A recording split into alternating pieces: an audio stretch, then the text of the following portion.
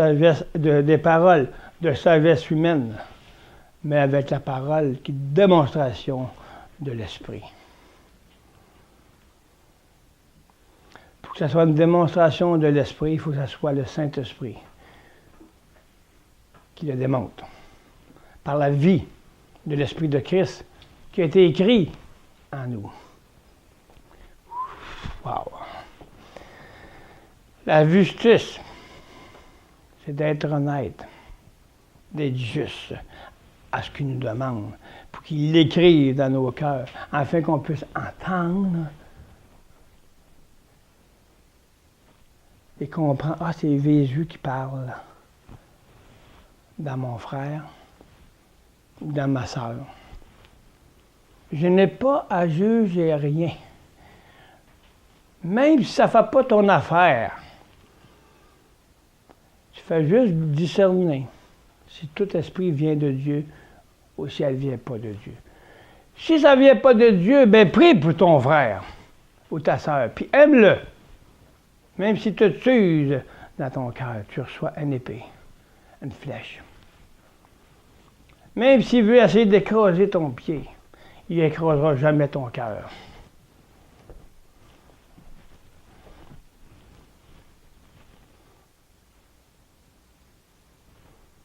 Parce qu'il appartient au Seigneur.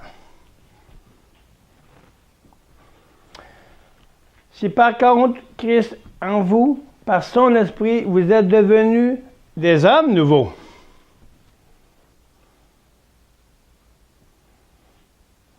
Pourquoi qu'il était rendu un homme nouveau? C'était fait.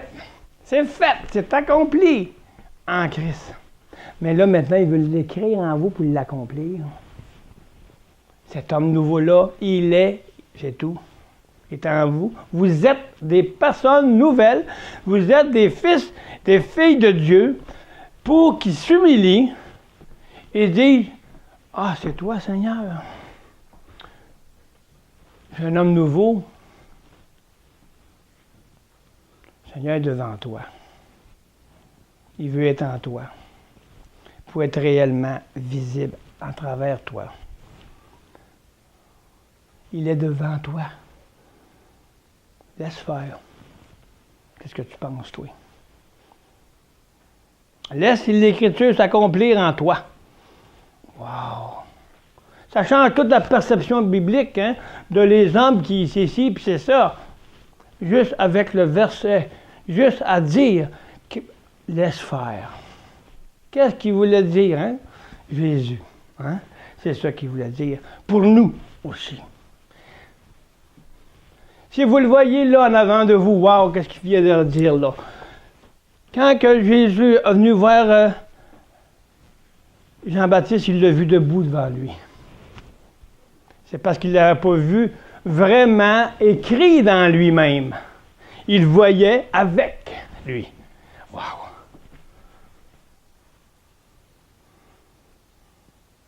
Voilà. Quand il a écrit, Jean-Baptiste, il s'est humilié. Jésus dit, il faut que l'Écriture s'accomplisse. En disant, Jean-Baptiste, laisse faire. Maintenant, tu ne seras plus seulement avec moi, mais on va être en toi, parce que j'ai écrit ma parole en toi. Wow.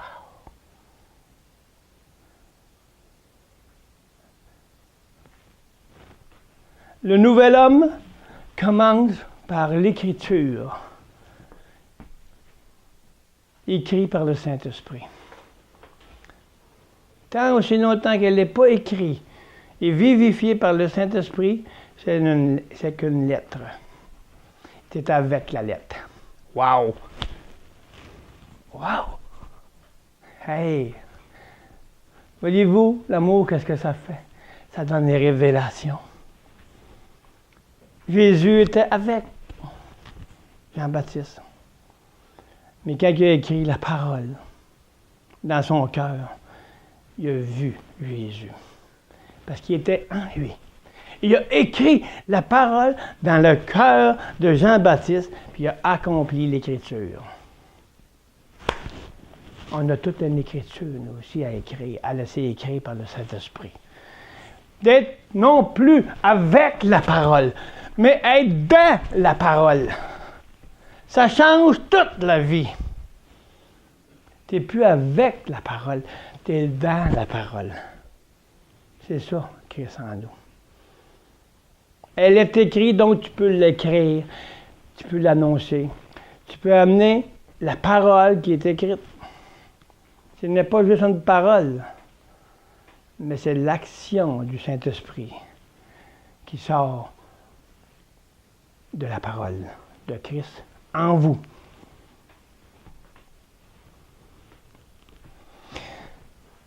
Son esprit est devenu, vous êtes devenu un nouvel homme. Votre corps est beau rester mortel à cause du péché. Notre corps est mortel, il n'est pas encore ressuscité, mais jusqu'à vous que le Seigneur va revenir, on va être un corps mortel. Votre être intérieur, elle est vivifié. Donc, Paul, il ne parle pas que, il dit, c'est fait. Est vivifié à cause de la justice. À cause de Jésus-Christ, il l'a justifié. Mais de quand tu es devant lui, tu es avec Jésus.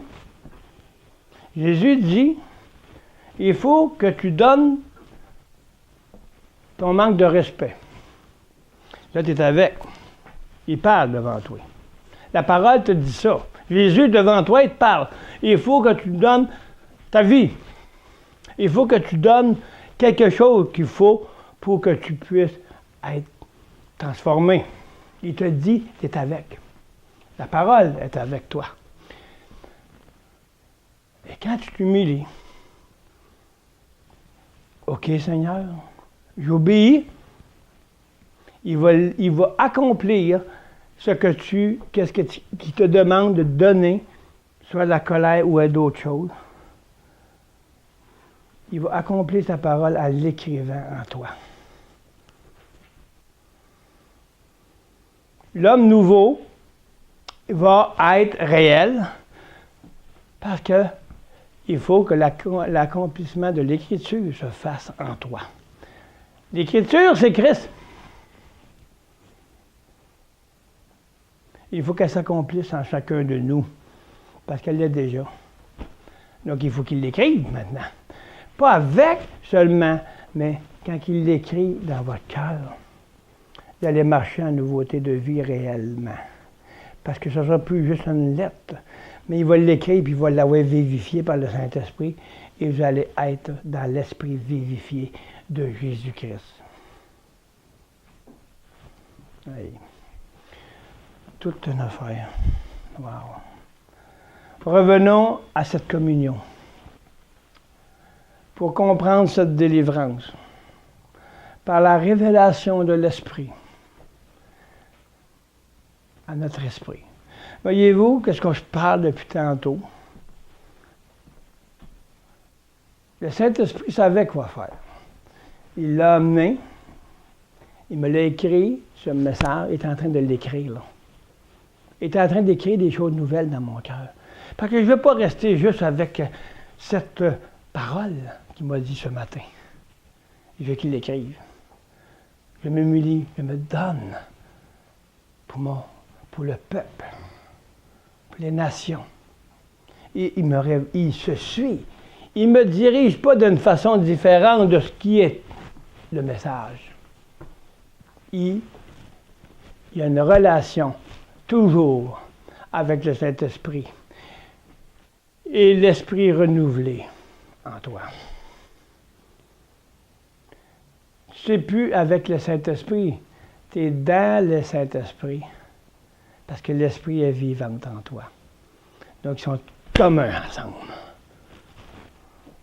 Ils ne peuvent plus se diviser l'un l'autre parce qu'ils sont communs, ils sont unis.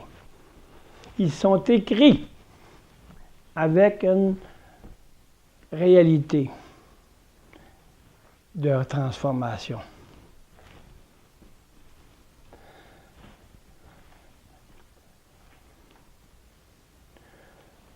À notre esprit. Sans cette communion,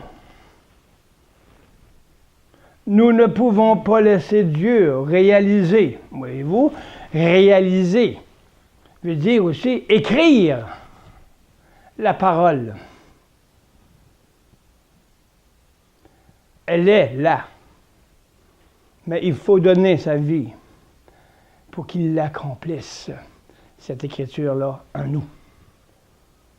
Wow.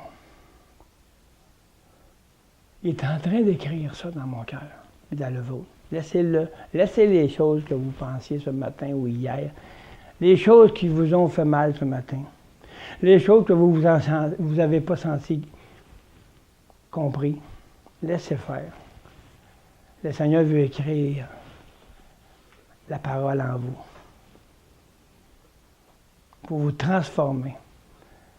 Que vous ne soyez pas juste avec la parole, mais que vous soyez dans la parole. Que vous êtes la parole vous-même en Jésus-Christ. C'est ça que Dieu veut faire avec chacun de nous, malgré tout.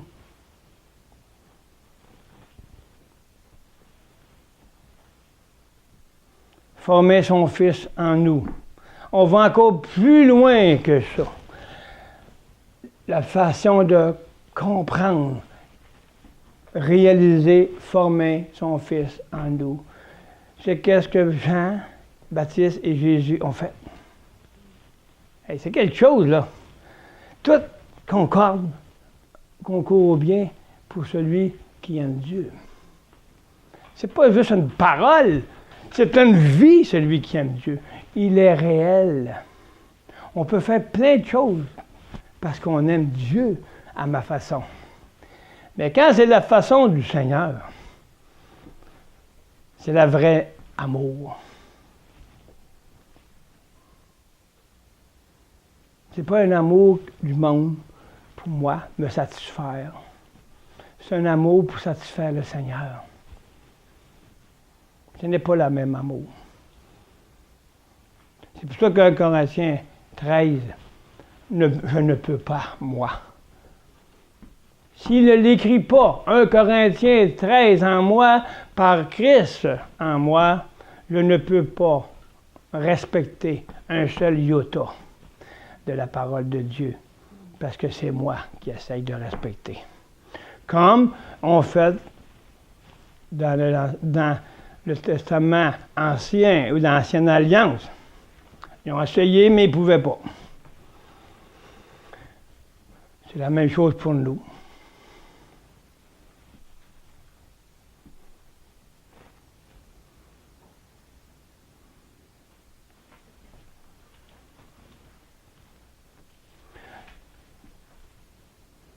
Car c'est seulement par notre esprit que Dieu peut nous diriger.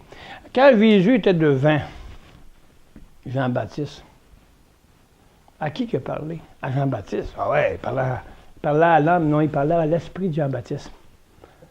Jésus parlait à l'esprit de Jean-Baptiste. Parce que l'esprit voulait faire les choses qui n'étaient pas écrites.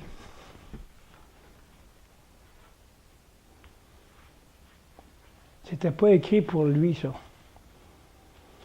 Il parlait à l'esprit. Hey, l'esprit te dit, c'est pas à moi de te baptiser.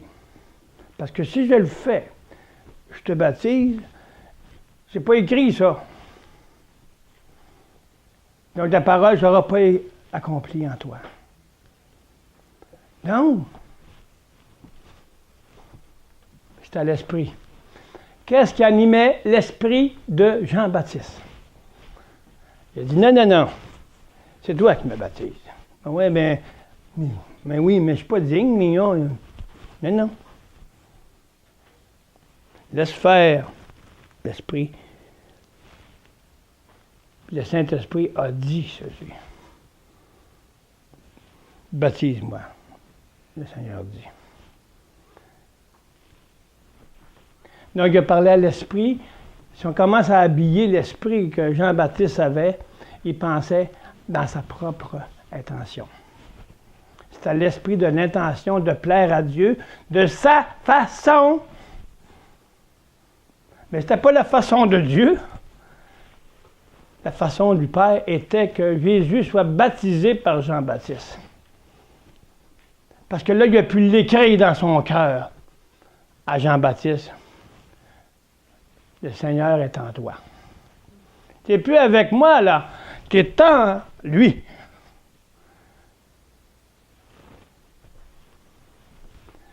Jean-Baptiste ne savait trop. Il vivait le Seigneur. Après, ils l'ont tué. C'est dangereux. Pourquoi ils l'ont tué?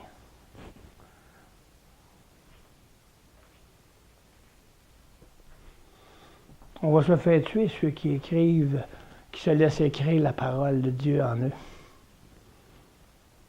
Parce qu'ils ne sont plus seulement avec.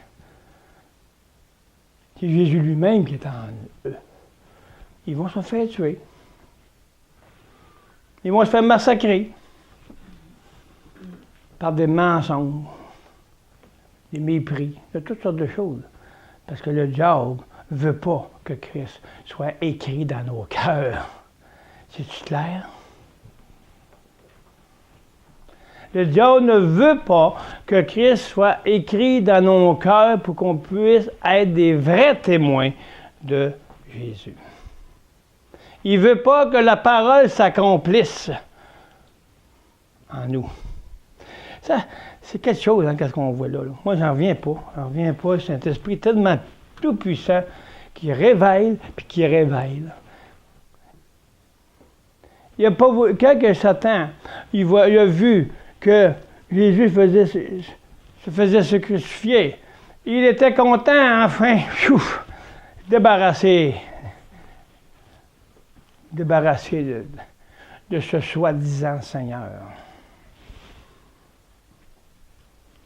Mais quand il a ressuscité, il n'était pas de bonne humeur, il s'est aperçu qu'il était vaincu.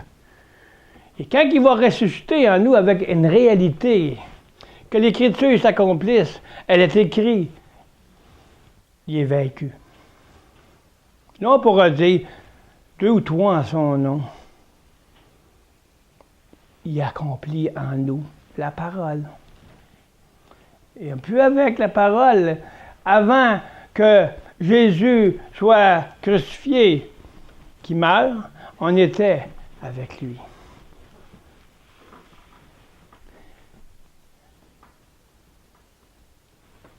Il dit, je serai avec vous jusqu'à la fin du monde.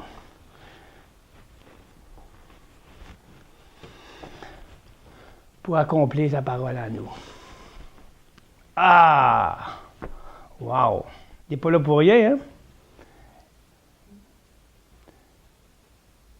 Pour que je sois élevé à travers l'épouse. Je serai avec vous jusqu'à la fin. Pour que je sois la démonstration de la victoire de mon Père en moi, qui va s'élever dans l'épouse. Puis Satan, il rage. Il n'a pas fini de rager, mais il est fait. Pourquoi? Parce que Dieu a écrit dans ses fils de Dieu. Il a écrit sa parole. Ils sont vivants selon la mesure qu'ils ont. Ils vont marcher fidèlement jusqu'au retour du Seigneur. Donc, il a parlé à l'esprit qui habillait la face de cet esprit charnel. La face du monde, si on reste dans la face et l'image du monde, on ne peut pas entrer dans l'image conçue du cœur même de Dieu. Donc Jésus a vu l'esprit qui animait Jean-Baptiste. Il a dit non, pas ça. Comme à Pierre. C'est pas ça. C'est Satan en arrière de moi, là.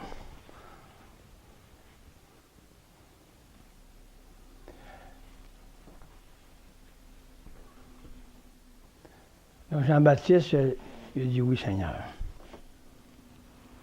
Il s'est humilié. Puis la parole s'est accomplie. Il l'a accomplie en lui, dans Jean-Baptiste. Il était plus... Quand il est mort, Jean-Baptiste, il était heureux de mourir de son corps, parce qu'il savait qu'il était pour être vivant pour l'éternité. Il vivait le Seigneur. Il n'a pas peur de mourir. Il n'a pas peur de perdre le corps. Parce qu'il savait qu'il y avait la vie du royaume. Parce qu'il avait vu la clé de la porte, puis il est rentré dedans. Puis le Seigneur lui a montré par l'Esprit, regarde. Je vivifie ton esprit, mon Jean-Baptiste. Parce que tu as obéi, tu t'es donné. J'écris la parole en toi. C'est ta parole, Seigneur. Tu as fini ton mandat. Va te reposer maintenant.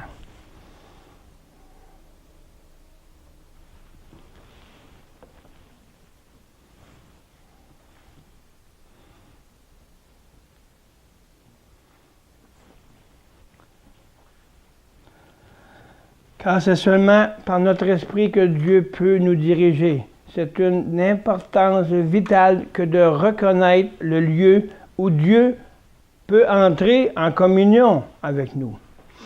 C'est sûr que si on ne connaît pas le lieu, c'est le Saint-Esprit, c'est l'Esprit.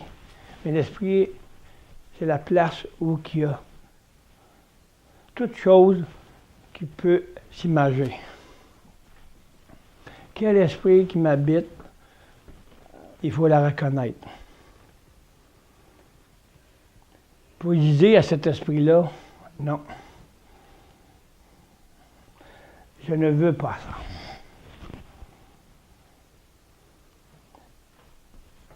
Et laisser faire le Saint-Esprit écrire sa parole par la communion pour qu'elle soit écrite. Et la vivre. L'Esprit lui-même rend témoignage à notre esprit que nous sommes enfants de Dieu. Or, si nous sommes enfants de Dieu, nous sommes héritiers de Dieu et co-héritiers de Christ. Si toutefois nous souffrons avec lui, afin d'être glorifiés. Pensez-vous que Jean-Baptiste, selon la chair, il devait avoir un peu d'orgueil de son vieil homme? Il n'est pas mieux que nous autres, mais il a reconnu le Seigneur. Il dit oui, Seigneur.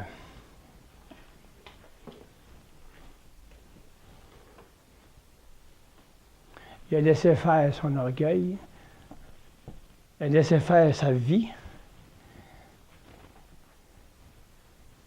puis le Saint-Esprit a eu toute l'autorité. Le Saint-Esprit a écrit dans le cœur de Jean-Baptiste, qui était le Fils de Dieu.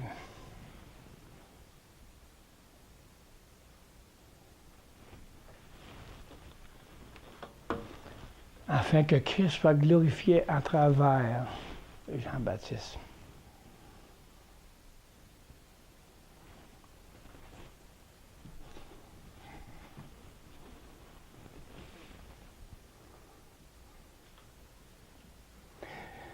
Que Dieu nous éclaire par son seul moyen de communion, qui est d'esprit en esprit.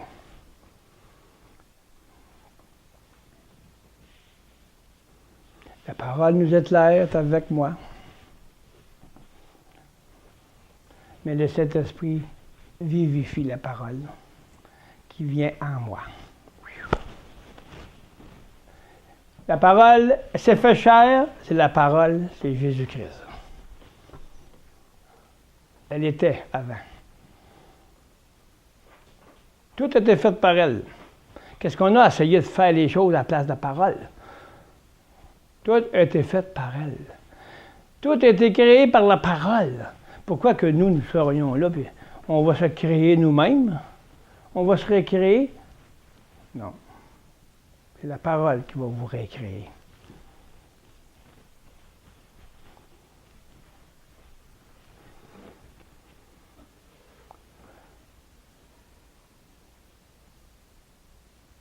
Comment cette communion peut-elle se faire avec efficacité? remémorons-nous quelques faits que nous avons vus. Dieu veut que nous comprenions clairement et saisissions vraiment la signification et la puissance de l'œuvre de la croix. Car sans elle, nous ne pouvons rien faire pour que Jésus soit connu de nous. Dieu ne peut pas agir si nous ne saisissons pas ce qu'elle doit vraiment représenter pour nous. Nous avons vu que le sang purifie les péchés. La croix, le problème de la source du péché. L'ensevelissement nous mène à la destruction et au brisement du vieil homme, le péché. Et cela nous dirige vers la délivrance. Amen. N'oublions pas que ceci, la croix, est la puissance pratique et nécessaire pour nous faire marcher et vivre la volonté de Dieu. Dans 1 Corinthiens 1, 18, 19, cette histoire de la croix, voici le verset qui va bouleverser le monde entier.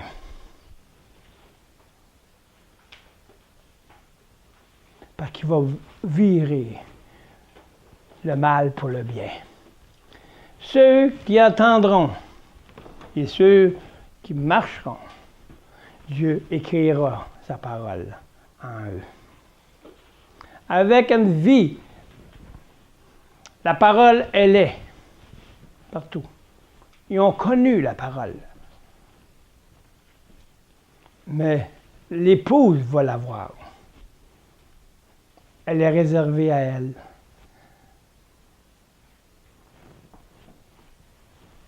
Parce qu'elle va s'humilier.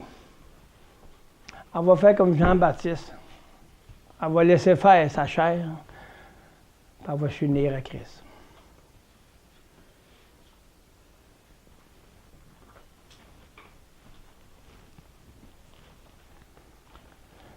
Cette histoire de la croix paraît absurde. Ça, c'est dans 1 Corinthiens 18, paroles vivantes. À ceux qui courent à leur perte. Ah! Jésus dit, celui qui donne sa vie, la trouvera. Celui qui perd sa vie, la trouvera. Mais celui qui ne veut pas la perdre, ne trouvera rien. Il va perdre la vie de Christ. Il dit la même chose ici. Il dit, la croix, c'est une folie. C'était malade. Il capote avec sa croix. Mais les deux ont entendu. Mais je vais vous dire une chose. Le Seigneur va les saisir eux aussi. Parce que c'est des enfants, puis c'est des fils de Dieu aussi. C'est juste qu'est-ce qu'ils n'ont pas compris. Qu'ils n'ont pas laissé faire le Saint-Esprit à cause de leur chair. Ils ont voulu connaître, gloire à Dieu, parce qu'ils ont connu. Maintenant, ils vont voir. Pour ceux qui courent à leur perte. Ils taxent de pure folie. De folie, là, me donner sa vie. Là. Puis moi, plus d'identité. Moi, c'est malade. La doctrine d'un Christ crucifié. C'est la doctrine de toute la parole qui donne la vie. La doctrine de l'œuvre de la croix. Mais pour nous qui marchons dans la voie du salut, voilà, c'est ça la différence qu'on ne comprend pas. La voie du salut, nous l'expérimentons comme la puissance même de Dieu. L'œuvre de la croix, c'est la puissance même de Dieu. Il ne parle pas d'un païen qui ne connaît pas le Seigneur. Il parle aux Romains, aux Corinthiens, à nous. La parole a été écrite pour nous, pas pour les Corinthiens seulement.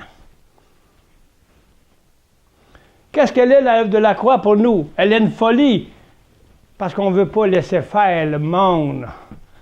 On ne veut pas laisser faire la malédiction s'acharner sur nous. C'est une folie, je donner ça au Seigneur, parce que je ne veux pas perdre la malédiction qui m'a été donnée par Satan, qui m'a élevé dans la malédiction. Le péché, le mal. Je ne veux pas le lâcher. C'est une folie pour moi, je perds mon identité terrestre. Je perds mon identité, moi. Pauvre petit moi. C'est ça l'œuvre de la croix. Elle est folie pour ceux qui ne veulent pas obéir à la croix. Jean-Baptiste a obéi, il a passé par la croix, même si Christ n'était pas mort. Il a obéi. Il s'est humilié. Puis il a vu le Seigneur. Voir le Seigneur, c'est de vivre le Seigneur.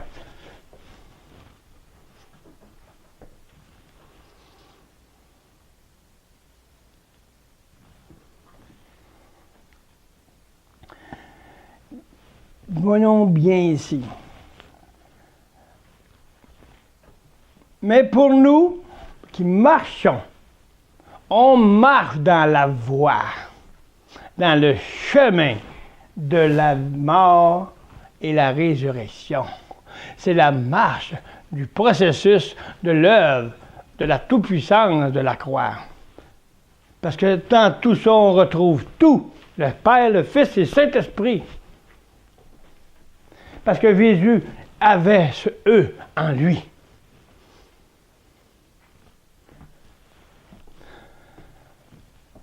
Nous marchons dans la voie du salut. Il ne dit pas c'est pour le salut. On marche dans la voie d'être transformé. Dans la voie d'être transformé, afin qu'il écrive la parole de lui-même en nous pour que nous marchions dans son image. Dans sa voie. Dans la voie. De transformer nos âmes. C'est le salut de l'âme que Paul nous dit. Il dit, courez pour le salut de vos âmes. Il nous a sauvés. Quand on accepte le Seigneur, il sauve exactement l'esprit. Parce que l'Écriture est écrite dans l'esprit de sa parole. Mais l'âme, c'est elle qui va être la mesure de la pierre vivante qui va prendre sa place dans la maison de l'Éternel. Mon mandat est une mission de donner ma vie et marcher par l'œuvre de la croix pour pas qu'elle soit une folie pour moi, puis laisser faire pour écrire la parole qui s'accomplisse en moi comme elle a été déjà écrite pour moi. C'est ça l'œuvre que Dieu a préparé. Écrire la parole en nous. Wow!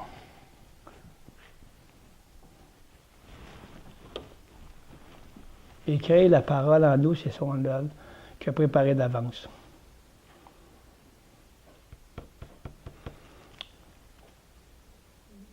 C'est spécial, non? C'est quoi l'œuvre?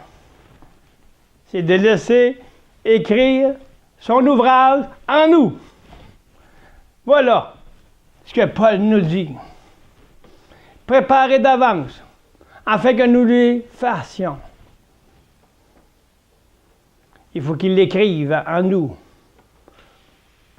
Pour se voir, il nous a ressuscités ensemble, en lui. Il faut se voir dans l'ouvrage de résurrection pour pouvoir être son ouvrage. Wow, hein? Le Saint-Esprit, il n'arrête pas. Hein? Je vous le dis, là, il n'arrête pas. Il fait juste me parler. Me parler. Pourquoi? Je prends l'exemple parce que le Seigneur m'envoie toujours des exemples. Il y a toujours quelque chose qui vient essayer d'ébranler mon esprit. Avec des mots ou des choses qui se passent. Mais le Saint-Esprit, je le laisse faire. Il me dit, laisse faire, là. Laisse faire, moi. C'est moi que tu suis, c'est pas les autres. À chaque fois, c'est la révélation. Révélation. Révélation par-dessus révélation. Il y a un apôtre qui m'a dit là-bas, il dit, le Seigneur, vous n'avez rien vu encore de qu'est-ce qu'il va vous révéler. C'est quelque chose, hein? Il était là, hein, quand il a dit ça. Puis c'est l'apôtre David qui m'a dit ça. Je prends des apôtres que Dieu m'a confiés.